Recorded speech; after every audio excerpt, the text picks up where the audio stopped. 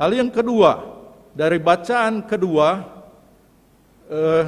Anda menjadi orang-orang yang mencintai gereja, vir Catholikus. Orang yang sungguh menjadi orang Katolik. Cinta akan gereja Katolik akan mendorong Anda untuk mendalami ajaran iman gereja dan kehidupan tradisi gereja Katolik dalam sakramen-sakramen dan tradisi lainnya. Kalau kita tempatkan dalam konteks gereja sinodal, Santo Paulus dalam bacaan kedua itu menggambarkan gereja sebagai tubuh mistik Kristus. Dan di dalamnya ada anggota-anggotanya dengan talenta-talentanya, dengan karunia-karunianya yang khusus itu. Maka sebagai diakon, Anda dipanggil untuk mencintai gereja itu, untuk membangun persekutuan itu, dan mari kita berjalan bersama dalam persekutuan itu, dalam partisipasi untuk berkarya dalam misi perutusan kita. Anda punya talenta, punya kemampuan yang khusus. Nah, warnailah gereja itu dengan warna talenta karunia yang diberikan oleh Tuhan.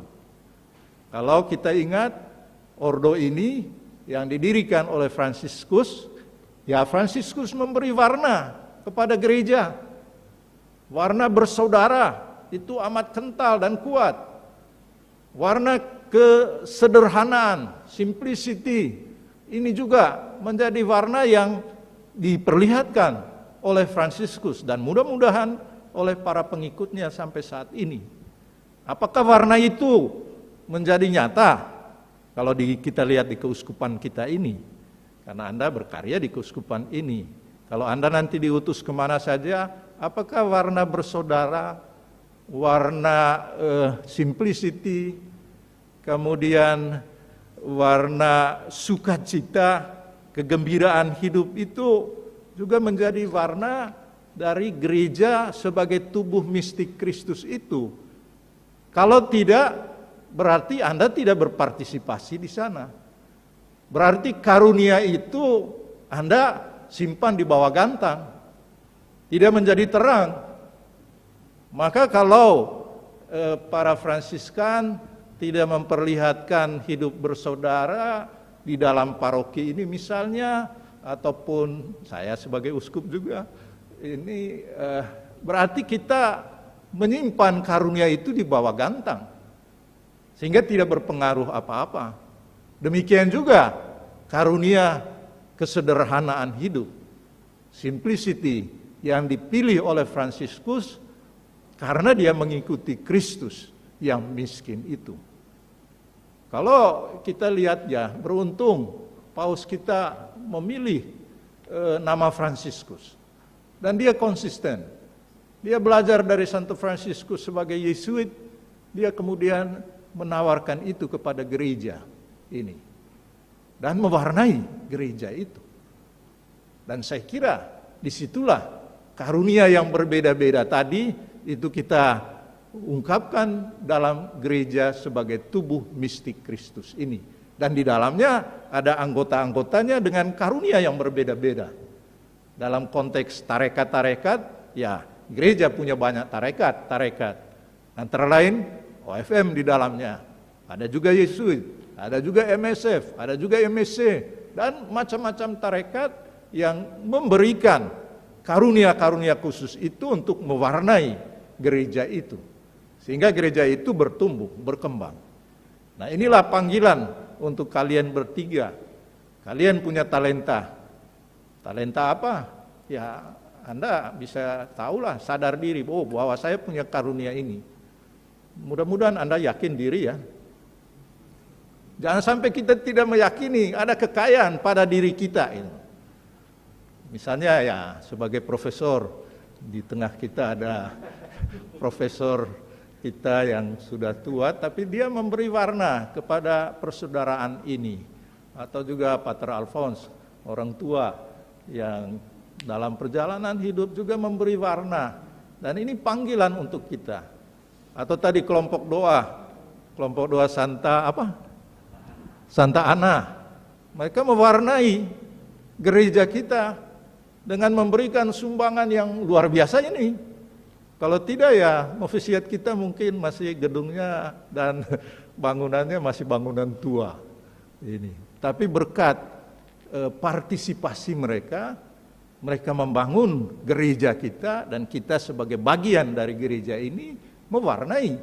Ada satu pembaharuan dalam gedung ini, sehingga kita yang dulu dibina di sini dengan gedung yang lama, ya mungkin kita punya mimpi yang lama dulu ya, kenangan lah. Tapi sekarang ini angkatan baru ini punya ini lagi suatu kenangan yang baru dengan ya amat indah ini. Jadi terima kasih kepada kelompok doa ini. Mudah-mudahan bisa bantu kami lagi di tempat lain. Untuk berpartisipasi. Nah, inilah karunia Anda yang mendalami firman Tuhan, yang berdoa dan terpanggil untuk, oh ya, di sini ada tempat doa. Ya, bolehlah kami menyumbang sesuatu. Ya, memang di sini tempat berdoa dan akan digunakan setiap hari. Dari pagi sampai malam. Mungkin ada juga yang sampai sampai pagi hari karena tertidur di kapel. Tidak apa-apa, kalau Samuel kan tertidur di kapel dan dia dengar Tuhan yang nggak apa-apa tertidur di sini. Jadi mudah-mudahan Magister Novis memaafkan novisnya kalau lagi berdoa ada yang ngantuk-ngantuk gitu. Jadi ini sumbangan kalian yang luar biasa. Ini karunia yang boleh saya interpretasikan sebagai bagian kita memperkaya gereja kita dengan karunia yang kita miliki secara konkret, nyata, dan karunia itu memang memperkaya. Maka dalam arti inilah menurut saya kita mesti mendukung satu sama lain.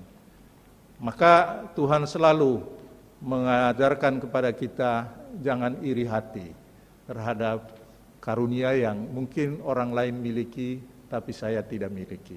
Tidak apa-apa. Puji Tuhan bahwa Tuhan berkarya dalam diri orang itu, bukan hanya dalam diri saya. Hingga kita tidak perlu iri hati, tidak perlu cemburu untuk kemajuan orang lain ini. Nah, itulah yang saya katakan dari bacaan yang kedua, bahwa diakon-diakon kita ini ya dipanggil, ditabiskan agar Anda berpartisipasi dalam mengembangkan gereja kita, dalam memperkaya kehidupan tubuh mistik Kristus ini. Sehingga kita dalam perjalanan bersama ya memang terlihat bahwa kita berjalan bersama tapi dengan kekayaan-kekayaan yang kita miliki ini. Dan saya kira kita sebagai pengikut Kristus, khususnya dalam semangat Santo Fransiskus, harus memberi sesuatu yang khas yang memperkaya gereja kita. Dan yang terakhir ialah sebagai orang yang kita sebut, kalau tadi saya katakan vir Catholikus, dan yang terakhir ini Anda menjadi vir Dei, artinya anak Allah. Anda itu kepunyaan Allah, bukan kepunyaan setan. Ini. Jadi dengan setan dan tipu muslihatnya kalau dalam Krisma maupun dalam ini ditanyakan begitu. Tapi Anda itu adalah vir Dei, anak Allah. Kami ini adalah orang-orang dari Allah dan siap mau mengikuti Yesus Kristus dengan cara hidup dan karya pelayanannya. Dalam ritus tabisan itu akan jelas sekali kelihatan di sana. Apa yang dimaksudkan dengan menjadi vir Dei, laki-laki dari Allah. Ini, pria dari Allah, pria milik Allah. Itu akan kelihatan pada hal bagaimana Anda menghidupi kaul-kaul Anda. Menghidupi hal ketaatan kepada uskup dan penggantinya yang sudah juga Anda ungkapkan pada waktu kaul kekal. Tapi sekarang diulang kembali. Jadi hidup menurut ketaatan itu, juga hidup tanpa milik, dan hidup dalam kemurnian, hidup selibat. Dan semua itu adalah bentuk, dan karena Anda memilih Allah menjadi satu-satunya yang menjadi penentu dalam kehidupan Anda. Nah, disitulah Anda menjadi orang yang dipilih secara khusus untuk mengikuti Kristus lebih dekat dengan dan menghayati kaul-kaul itu. Dalam upacara tabisan ini amat jelas ditegaskan, khususnya berkaitan dengan kaul ketaatan, juga kaul kemiskinan dan hidup dalam kemurnian selibat. Lalu yang kedua, melalui membangun relasi pribadi yang kuat dengan Allah melalui hidup berdoa. Itu amat ditegaskan juga dalam ritus tabisan. Doa, dan terutama doa gereja, ofisi ilahi. Kalau hal ini ya mungkin untuk para Fransiskan udah jelaslah dari kaul kekal kita, pembinaan kita juga amat menegaskan ini. Karena ini adalah doa gereja. Dan berdoa adalah satu tindakan sengaja yang kita lakukan agar kita punya relasi dengan Allah. Nyata bahwa kita punya relasi dengan Allah. Kalau kita tidak ambil sengaja waktu untuk berdoa, ya boleh dikatakan kami masih punya relasi dengan Allah. Tapi dengan sengaja berdoa, duduk bersama, berdoa, ya itu suatu tanda bahwa Anda ini adalah orangnya Allah. Anda bukan orangnya orang-orang kerja, yang kadang-kadang orang kerja lalu tidak berdoa. Ya sudahlah, itu mungkin orang yang memang pekerjaannya utama di sana, itu mereka lakukan ini. Tapi kita atas nama gereja, kita berdoa untuk orang-orang ini. Nah, contoh konkret ada kelompok doa yang kita temukan dalam kehidupan umat kita. Banyak sekali kelompok-kelompok doa yang bertumbuh, berkembang. Dan mudah-mudahan Anda nanti kalau masuk ke paroki, Anda menghidupkan kelompok-kelompok doa itu. Entah itu Legio Maria, entah itu kelompok doa yang terlibat di sini. Kelompok doa apa namanya tadi? Santa Ana. Ada lagi kelompok doa yang lain, yang misalnya kelompok doa kerahiman ilahi, kelompok doa yang mungkin melalui OFS. Dan Paus mengingatkan kita bahwa devosi populer seperti ini amat penting dikembangkan. Doa rosario misalnya, itu amat penting dikembangkan. Jadi manusia dari Allah itu haruslah membangun hidup pribadi dalam praktek berdoa, dalam praktek adorasi sakramen dan ofisi ilahi ini. Dengan demikian Anda menjadi berkat bagi orang lain. Dan yang terakhir dikatakan untuk membaca firman Tuhan setiap hari. Nanti dalam ritus tabisan juga dikatakan, saudara, terimalah Injil, Alkitab ini. Engkau adalah bentara sabdanya.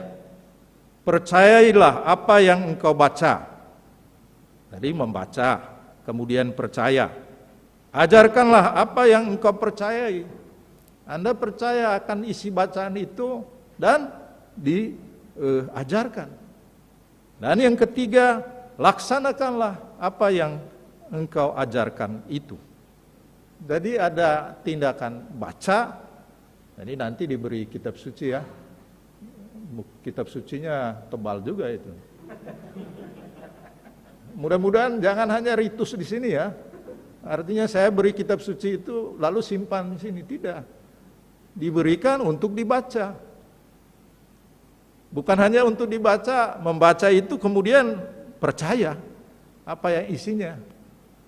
Kisah Sakeus misalnya, Anda baca, oh ya, ada orang seperti Sakeus itu. Bukan hanya pendek badannya, tapi bagaimana dia mendapat ini penerangan, pencerahan dari Kristus sehingga dia langsung berubah. Dan Anda percaya itu, bahwa Tuhan mengubah orang. Nah, maka apa yang Anda percaya itu laksanakan dan ajarkan. Jadi itulah ritus yang disampaikan kepada kita hari ini. Dalam arti itulah Anda menjadi pelayan sabda dan pembaca serta pelaksana dan mewartakan firman Tuhan itu.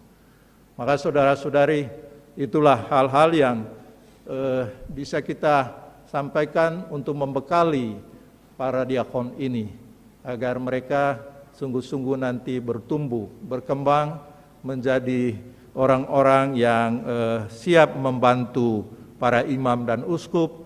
Mereka adalah orang-orang Katolik yang sejati, vir Catholikus dan vir Dei, artinya orang miliknya Allah yang siap membantu dan melaksanakan tugas dari Allah itu sendiri.